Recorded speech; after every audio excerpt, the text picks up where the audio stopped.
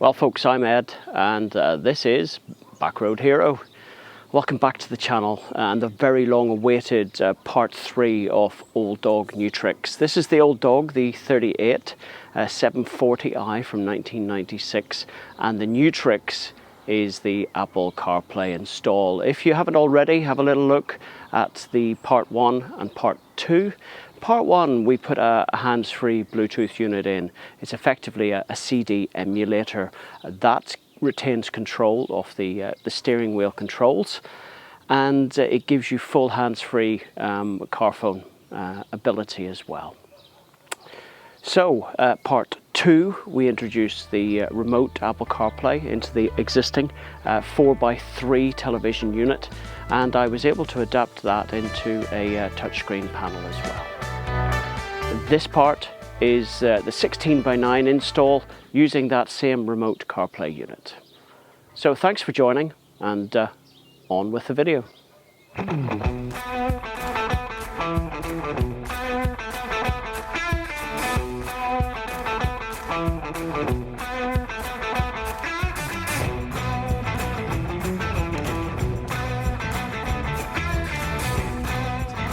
Ed Turner and Alan Cooks. This is the Class C lead battle.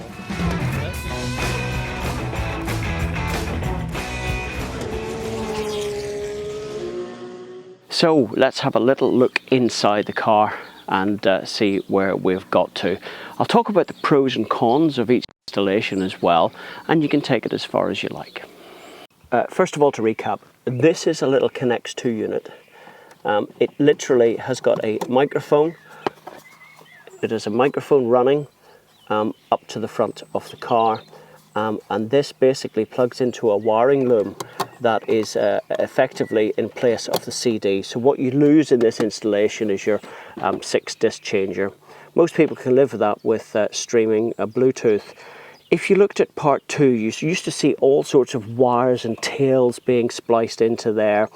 This installation is really, really simple, and I've removed all of that. And in fact, I've even I ran a triple wire RCA from the front to the back in order to try and splice into the camera in on this. This is all completely redundant. So this car did not come with an AV in, which is where my initial issue was, and I'll show you inside actually what I have done with that.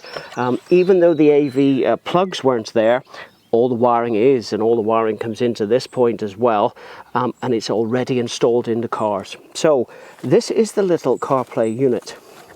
The unit itself is in here. All of the wiring, there's the little controller like you saw inside on the car. This is a brand new unit, never installed, and it's got all the bits and pieces that are required for that, including a remote microphone, etc, etc. So if you're interested in purchasing that off me, go to the backroadhero.com website. If you go to the shop, then I'm sure you'll see a listing there. If I have it, I have it. If I don't, I don't. I've just brought one additional unit into the country. If it's a bit more popular, then I'll certainly consider bringing some more in. So you'll see in here, I do not have any AV ins. This car didn't officially come with it, but you'll be able to find on eBay, I've got that loosely fitted, that if you look in here and you delve deep enough, tucked inside, you will find the tail end of the wiring loom. So let's see if I can squeeze that out. This is plug and play, folks. All right, if you can get yourselves in here. So there it is, there's the little AV-in socket. This is the stereo 4x3. Well, it's stereo, I say. It's a stereo 3.5mm, but one is AV-in, and the other one is just a mono signal. So this is the drawback in using this system. It turns the stereo signal into a mono one. It's the only drawback. It's perfectly usable, and I'm going to keep it that way. All you need to do is find one of these sockets. Now, if you just look for AVN E38 on eBay, which is all I got this, and this was only a couple of quid. The connector was already there and I just plugged it in. The other one that you can get is the TV, and that is really redundant. It doesn't do anything in this installation, but I installed it anyway. So I got a pair of these, and all I've done is, because I'm not looking to switch it, all that TV button is cycles through. As you can see, I've done it again. It cycles through all the TV channels. Does it cycle through the AV? It doesn't, but I can select the AV again up front. So there you go. So that's tucked away, that is tucked away, and I've just got a twin RCA into a 3.5mm. That's an additional cable that you will need. It's not supplied directly with the kit. That all tucks in there, that just sits in there, and we're good to go. So you just basically install that and forget, run the cables up the inside to the CarPlay unit at the front. So for this install, there are no modifications into the wiring at the rear, provided we use the auxiliary in, as you saw. The only thing you will have to do is the TV unit in the UK does not have TV in motion. You need to be able to recode that using, I use BMW Scanner 1.4 connected to the round pin in the engine bay, and then I went through and I interrogated the video module and was able then to change that from stopped in motion to going in motion.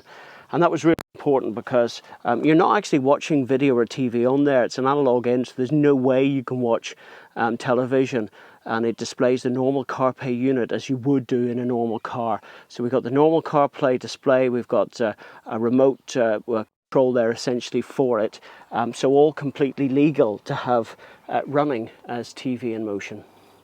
Let's get down into the wiring. One little screw here, I need both hands for this, and we'll get into the, well, no we don't, we get into the wiring. This pulls out initially, and then it pulls down, and it pulls forward to reveal the wiring. So I found that running this, especially with old or older alternators, you start to get a little sort of a rising noise, background noise with the revs. This all but gets rid of it. It's fairly bulky. I wanted a big one to reduce the losses, and it's basically just a little transformer, a one-to-one transformer specifically designed. This did not come with the kit, this was additional.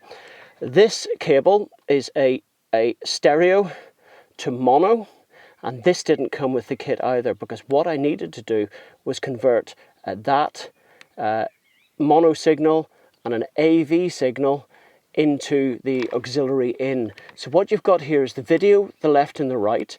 The left and the right goes through the suppressor, then at the output of that it goes from a stereo to a mono, and then it goes into the one of the two signals. So this is a stereo RCA to 3.5mm stereo input, although we're not using stereo, between AV, and we're splitting it between a mono in.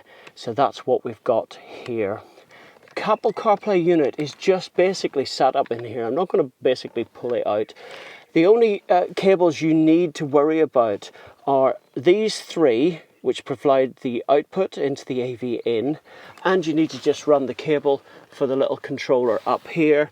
There is a simple 3-wire connection, a switched voltage, a negative, and a permanent live on that. And I've just basically, there's enough room to tuck the wiring all up in, and as you saw, just put the panel in there, and it's basically fit and forget. There's the little unit I have with the antenna poking out, and it basically just sits up in there. So I'll get the panel on, and that's basically it. So here, all I have done is I have overlaid the touch screen into the telly and just secured it in place with a little bit of masking tape, and this is the original cover.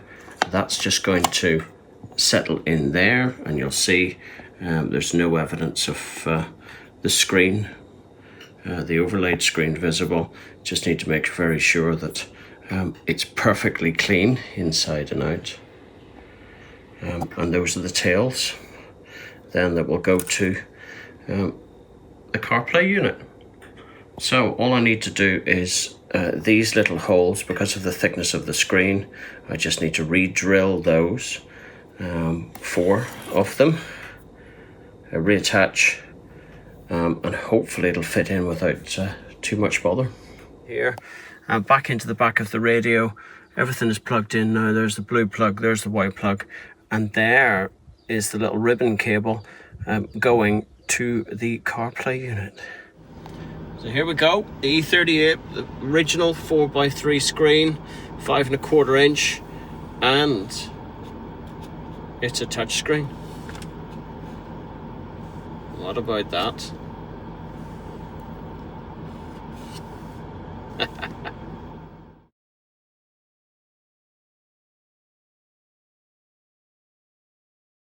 So here we go inside.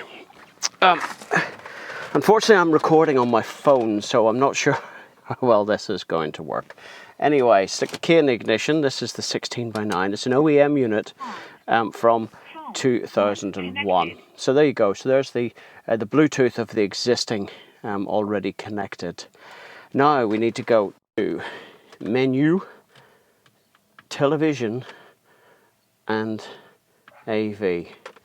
And there we have the CarPlay. Now this might stop the video, in which case I shall start it up again. So there it is. This CarPlay unit is controlled by this little rotary dial, forward and reverse tracks, home button, and just a back. So I've got full control. This one is not touch screen because of the nature of the fact of the way this head unit works. In this actual section, it rotates back out. But look at that, we've got the full Apple CarPlay, every app that you've got in your phone. This is probably where I'm going to be at. It's not touch screen. It uses the original screen. I got the 4x3 to work as touch screen. I'm just going to leave it as this because I've still got forward reverse tracks. What I don't have through the CarPlay is the steering wheel controls, although I will have that through the Bluetooth. So there it is for old dog new tricks. I'm not going to be able to do the touchscreen in the 16x9 just the way it's constructed. So that's one thing we're not going to do. If I wanted to do it, I'd go back to the old 4x3 unit. But I don't think there's any real advantage to that. Even my 2017 Alfa Giulia Quadrifoglio doesn't have a touchscreen in it. So you know what? I brought this up to kind of 2017 spec.